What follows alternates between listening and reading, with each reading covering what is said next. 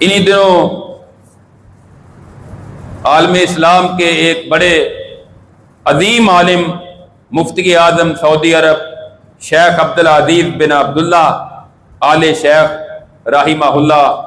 یہ اسی ہفتے میں وفات پا گئے۔ بہت عظیم انسان تھے، 35 سال تک مسلسل اللہ نے ان کو حج کا خطبہ دینے کی سعادت عطا کی۔ ابھی بچپن میں تھے کہ آنکھیں کی بصارت اللہ نے واپس لے لی، نبینے ہو گئے بچپن میں ہی، اور اس کے بعد تقریباً 83 سال کی عمر انہوں نے پائی،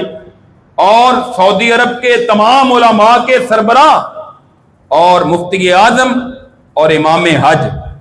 اور کمال اللہ رب العزت نے ان کو وقار دیا تھا کہ اتنے اور یہ چند سال سے تقریباً کوئی 7-8 سال ہو گئے وہ بیماری کی وجہ سے حج کا خطبہ نہیں دے سکتے تھے، لیکن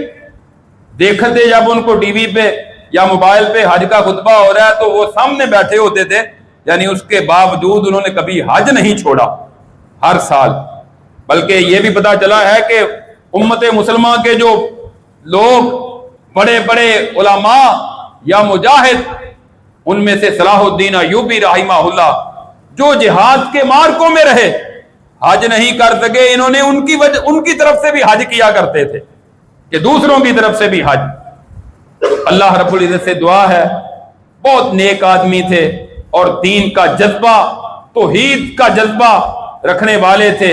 ہم دعا کرتے ہیں کہ اللہ رب العزت ان کو جنت میں اعلیٰ مقام عطا فرمائے، یا اللہ ان کی اگلی منزلیں آسان فرما، جنت میں اعلیٰ مقام عطا فرما، ان کی حسنات قبول فرما، اور جو کمیاں کوتاہیاں ہو گئی ہیں ان سے درگزر فرما۔